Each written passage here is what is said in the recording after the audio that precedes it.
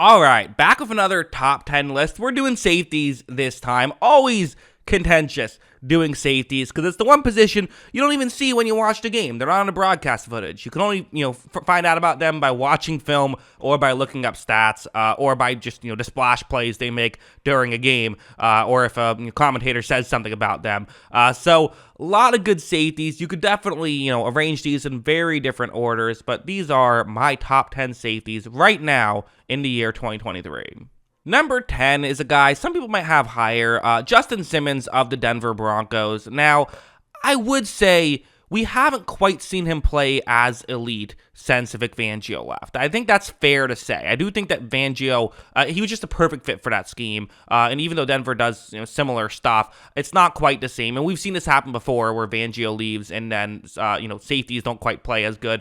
It is what it is. He's still really good. Had some injuries last year that kind of hurt, and I think it's just been a bit more inconsistent, but he's still an incredible player, and when things are going right for him, he can still be the elite player. Again, he had 6 interceptions last year, so definitely belongs on this list. I put him here at 10. Number 9, the rare player to be on the list who is now on a new team. Jessie Bates was of the Cincinnati Bengals, is now an Atlanta Falcon. Atlanta went back and trying to get that defense under control. He could certainly help. I mean, he's someone who's definitely another guy who's like, I do feel like he's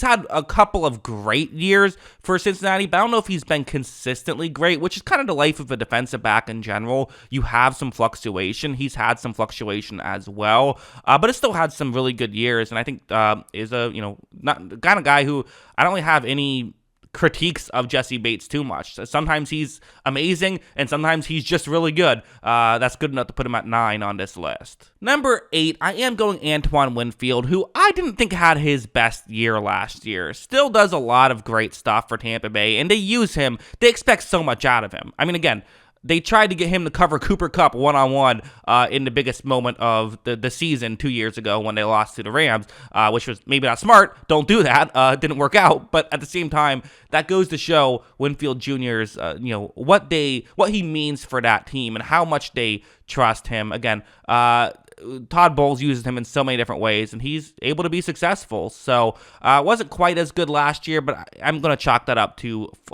fluky secondary stuff. I think he's still going to be great. Number 7 is a guy who's a little bit hard to put on the list. I decided to keep him here at 7, Kyle Hamilton. Listen, PFF's number 1 rated safety last year, and while I had some concerns about him coming into college, and I still do wonder if he was in a bad situation, would maybe those concerns show their ugly head a little bit more. The reality is he's in the perfect situation as Baltimore, kind of gets these players like, him, like Roquan Smith, and say like, listen, you're amazing at certain things. We're just going to have you do those certain things. And he's been amazing at it. The only reason he's not higher on my list is because I've only seen it 1 year. That's the only reason. If he does this next year, he's shooting up this list. And if he does it a couple years maybe like 3 years in a row, he could be number 1 on this list. That's totally possible. He is that good. He was that good last year. It just, secondary players can be a little fluky. I want to see it for another year. So that's why I kept him here at 7. Number 6, Kevin Byard of the Tennessee Titans. A guy definitely plays more. Again, some of these guys play strong. Some of these guys play free. A lot of these guys play it all. Byard plays free. That's pretty much what he does. He's a deep, he's a cover safety, and wasn't as great last year as well. I didn't think he had his best year, but has had, much better years in the past, and still was very good last year. So someone who has a ton of consistency, and even his down year was still a very good year. So I decided to put him on this list at number 6. Number 5 on this list is someone who's, I think, a very interesting player to talk about. Budda Baker of the Arizona Cardinals. Someone who, his advanced stats aren't spectacular. It's just worth mentioning. At least the past couple years haven't been spectacular, but I'm willing to write that off a little bit more and say I think that happens a lot with safeties when you get sort of not great talent around you. You also kind of look worse in comparison, and you're asked to do a lot more. And because that's what the team needs. They need you to be now a superstar. They put you in tough situations. Your advanced stats aren't going to be as good because you're not going to play as good because you're asked to do too much, which is kind of the case with Baker. That being said, he still was very good. Like, his advanced stats still are good. They're just not like elite as the other guys. But I'm willing to write that off the situation. Definitely passes the eye test. The film study, he always pops on film. And I think means a lot to that team, even if it doesn't amount to a ton. So for Budda Baker, yeah, I think he's a top 5 safety in the league. Number 4, I'm going Micah Hyde, another Buffalo Bills player. Jordan Poyer, the other safety, just missed this list, so I had 2 safeties in the top 11, but I'm only doing a top 10 list, so there you go. But yeah, I think he's fantastic. I mean, I think that he's, again, injured last year. I do think that hurt the Bills a lot, and maybe it hasn't been talked about enough, is they lost an incredible safety for an entire season, but I think he's really good, and his coverage, is one of the best coverage safeties in the league, so yeah, number 4 on my list. Number 3 on the list is Derwin James, who some people might have at number 1 on the list. Again, we all know the injury concerns with Derwin James. That's just an unfortunate thing, but I mean, the reality is, when this guy's on the field, he has incredibly high highs, and I mean, he's someone who, when he's at his best, he's the best safety in the league. I do believe that. If you tell me every single safety is going to have they're going to play at their best football for next season, then I'm taking Derwin James. He just, a little bit more, there's the 2 guys ahead I think are a tad more consistent, I would say. Not by a ton, but enough that I'm willing to keep Derwin James just at 3, and again, the injury stuff, but he's still amazing and one of the best safeties in the league. Number 2, I'm still going to Honey Badger.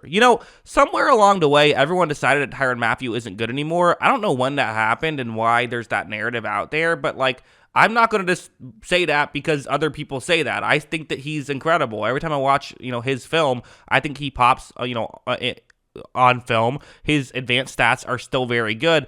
And again, similar to Budda Baker, not in terms of there's more talent with Mathieu now with the Saints. There's more talent around him, but he just asked to do so much. He gets put in so many tough situations and is still able to thrive there. I don't think the safeties that I put below him on the list would look as good if they were asked to do what Mathieu is asked to do, and he's still able to look incredible. His advanced stats are always very good. He's the highest graded coverage safety according to PFF last year.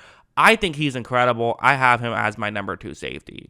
But number 1 is Minkah Fitzpatrick, who I just thought was incredible last year. I think that, 2 years ago, I thought he made some mistakes. I did. I think that, again, he kind of, if you're a PFF fan or PFF hater, you probably heard about Fitzpatrick's not so good PFF grade 2 years ago. I kind of agreed with the grade, but also thought it was fluky due to the situation and thought that it would return to form. That was I made a video and that was my conclusion. And yeah, that's exactly what happened. So, hey, every now and then I get a take right, it seems. I thought that he was amazing. And to me, he is that, that free safety who could just mean so much to a team. So, yeah. Favorite safety in the league. I have him at number 1. What do you guys think? What would your top 10 safety list look like? Let me know in the comments below. Always love hearing from you. Of course, as always, thanks for watching.